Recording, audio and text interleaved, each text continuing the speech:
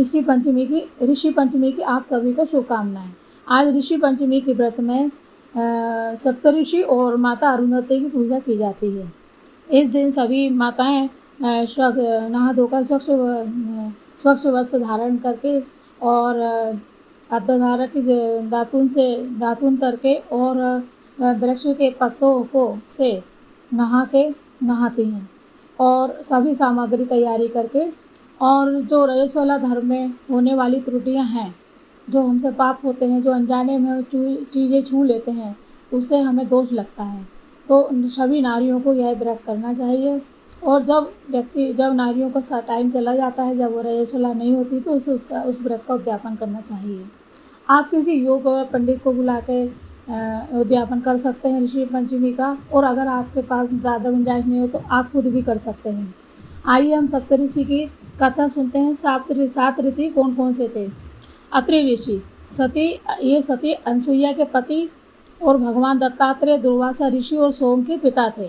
दूसरा वशिष्ठ ऋषि अयोध्या के राजगुरु थे और कामधेनु गो इन्हें प्राप्त हुई थी। कश्यप ऋषि दिति, अदिति, कद्रु, विंता इत्यादि के पति देवता, दैत्य, नाग, गरुण, सरीसृप इत्यादि के ये पिता थे।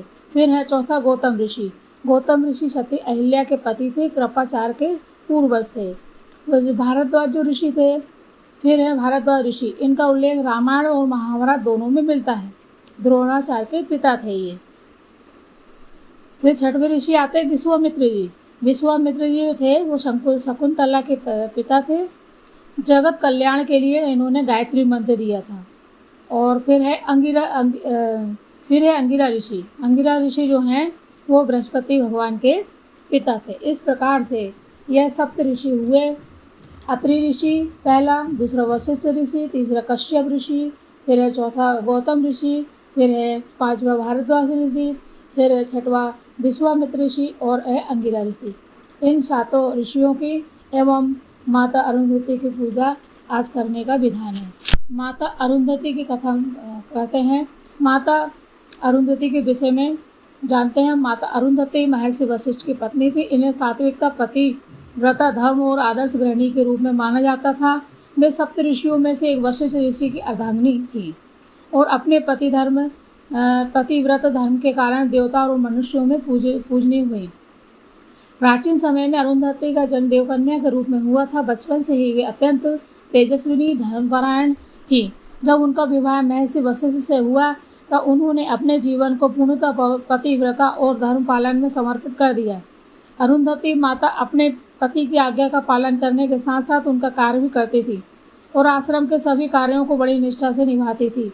वे न केवल पतिव्रता थी बल्कि विद्वान, तपस्विनी और धर्म की रक्षा करने वाली भी थी। उनके पतिव्रता धर्म का प्रभाव इतना था कि देवता ने भी उन्हें पवित्रता और आदर्शित्व का प्रतीक माना। यही कारण है कि विवाह संस्कार के समय नवविवाहित दंपति को ध्रुव और अरुंधति द्वारा दिखाया जाता है। ध्रुव नक्षत्र अटलता और स्थिरता का प्रतीक है। ध्रुव की बात हो रही है वो ध्रुव तारे की हो रही है। ध्रुव नक्षत्र अटलता और स्थिरता का प्रतीक है। वहीं अरुंधति तारा सुखी दाम्पत्य और सच्चे पतिव्रता का धर्म का प्रतीक है। महत्व यह है, विवाह संस्कार में अरुंधति दर्शन अनिवार्य है। और मतलब विवाह संस्कार जब होता है, जब ध्रुव तारा दिखाया जाता है ना, विवाह संस्कार में अरुंधति दर्शन अनिवार्य। नवविवाहिता जोड़े को अरुंधति तारा दिखाकर, जिसे ध्रुव तारा कहा जाता है, उन्हें दाम्पत्य जीवन में निष्ठा, सामंजस्य और सदाचार का पालन करने का आशीर्वाद दिया जाता है। इसी में दूसरा है, अरुंधति माता को आदर्श पत्नी और आदर्श गृहिणी माना जाता है। तीसरा, इनकी गुणवत्ता है, वे धर्म, सत्य और तपस्या की प्रतीक है। इस प्रकार माता अरुंधति और सप्तऋषि की कथा हमें सिखाती है कि एक स्त्री का धर्म केवल पति की सेवा करना नहीं, बल्कि परिवार, समाज और धर्म के प्रति अपने कर्तव्यों को भी निष्ठा से निभाना है। इस प्रकार से आज ऋषि पंचमी पे हमने सप्तऋषि के बारे में जाना, उनके परिवार के बारे में जाना और माता अरुंधति की आज हमने कथा सुनी है। तो सप्तऋषि और माता अरुंधति की कथा आज हम ऋषि पंचमी की पावन पर्व पर सभी सुन रहे हैं। और ऋषि पंचमी के पर्व पर आज जो लाल चावल कहते, कई लोग लाल चावल कहते हैं, समई के चावल कहते हैं, उसे उसमें खारक डाल के चावल को अच्छे से धो ले। चावल में खारक डाल के, खारक को छोटे छोटे टुकड़े करके उसको बसाई धान के चावल में डाल के खारक के टुकड़ों को और दूध में डाल के और उससे खीर बनाएं और उसे खाएं। इससे आपको अच्छा भी लगेगा। सूखे चावल आपसे नहीं खिलाएंगे। कई लोग इसे नमकीन चावल भी बनाते हैं।